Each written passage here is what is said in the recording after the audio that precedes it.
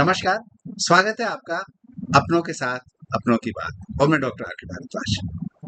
रिश्ते समाज की बुनियाद होते हैं, परिवार की बुनियाद होते हैं।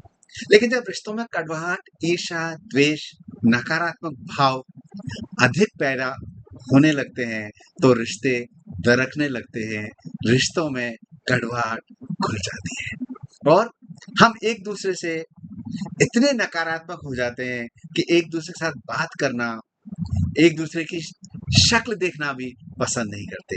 कुछ रिश्ते ऐसे हैं जो आपके परिवार के साथ जुड़े होते हैं।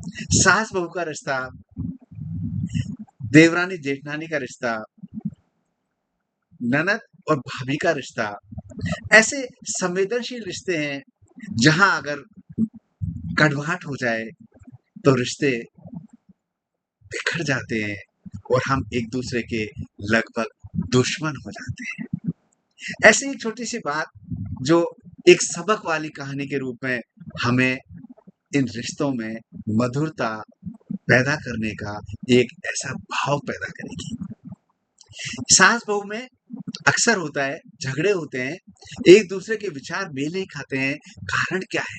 सबसे बड़ा कारण है जब शादी होती है, माँ खुशी-खुशी बेटे की शादी करती है, लेकिन जब बहू आती है और बेटे का झुकाव बहू के प्रति होने लगता है, तो माँ के प्रति माँ अपने में एक असुरक्षा की भावना महसूस करती है। जो बेटा इर्द-गिर्द माँ के साथ रहता था, अब अपनी नव-नवेली दुल्हन के साथ, बहू के साथ ज़्यादा समय बिताने लगा, तो सास के मन में एक असुरक्षा का नकारात्मक भाव पैदा हो जाता है और वो अपने बेटे को खींचने के लिए, अपनी स्थिति को बनाए रखने के लिए शायद उसके व्यवहार में परिवर्तन आ जाता है और वो बहू को अपना प्रतिद्वंदी समझती है और ये मानती है कि इसकी वजह से बेटा मुझे कम समय देता है। एक ऐसी छोटी-सी कहानी, सास-बहू का झगड़ा इतना बढ़ गया कि सास-बहू एक दूसरे को बर्दाश्त करने में असहज महसूस करने लगी।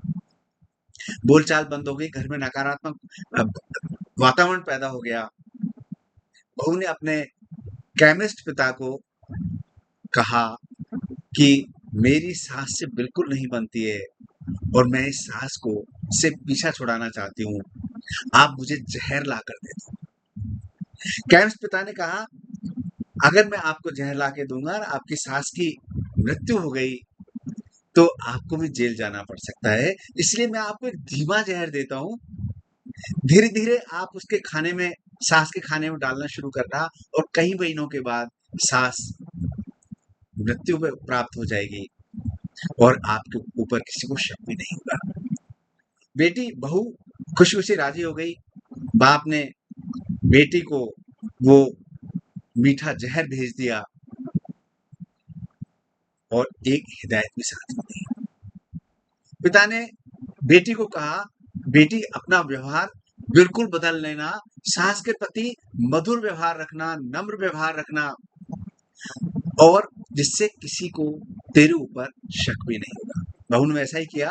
रोज़ वो मीठा ज़हर अपनी सास के खाने में डालने लगी और सास के प्रति मधुर व्यवहार, नम्र व्यवहार के साथ वो पेश आने लगी।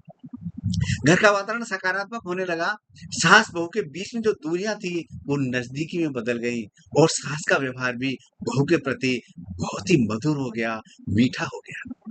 घर का वातावरण खुशनुमा हो गया, तो बहू दुविधा में पड़ गई। मेरी सास तो इतनी अच्छी है, इतना अच्छा व्यवहार मेरे साथ करती है, मैं इसको कैसे मार सकती हूँ? बहू ने पुनः अपने पिता को फ़ोन किया, पिताजी मेरी सास तो बहुत अच्छी है, मुझे बहुत अच्छे से रखती है, मेरा पूरा ध्यान रखती है, मैं मेरी सास को नहीं मारना चाहती। आपने जो ज़हर दिया था, उसका एंटीडोट मुझे लाकर दें, ताकि मैं मेरी सास को पुनः स्वस्थ स्थिति में महसूस कर सकूँ। पिता ने मुस्कुराते हँसते हुए कहा, बेटा मैंने तो तुझे ज़हर दिया ही नहीं था, मैं तो एक स्वीटनर लाकर दिया था और उस स्वीटनर का कमाल है कि तुम्हारे रिश्तों में मधुरता आ गई। मात्र व्यवहार से, सोच से रिश्ते कितने मधुर हो जाते हैं। जब हम एक-दूसरे के प्रति नम्र व्यवहार करते हैं, मधुर व्यवहार करते हैं, एक-दूसरे का ख़्याल रखते हैं, तो रिश्ते मधुरता के शिकंजे में जकड़ जाते हैं। खुशनुमा माहौल, आनंद, प्रेम की धाराएँ घर में बहने लगती हैं और जीवन कितना मधुर हो जाता है, आनंद से भर जाता है, सुकून से भर जाता है। अपने व्यवहार को हमेशा मधुर बनाए रखें, धैर्य रखें, कड़वाहट से बचें। जितना अधिक नम्र आप रहेंगे, मधुर रहेंगे, सामने वाला चाहे कितना ही कटु व्यवहार का हो, एक ना एक दिन आपके साथ, आपके व्यवहार को देख के निश्चित रूप से उसका व्यवहार बदल जाएगा और रिश्ते कड़वाहट के स्थान पर मधुरता का स्थान ले लेंगे और जीवन आनंद से भर उठेगा। नमस्कार, जय हिंद।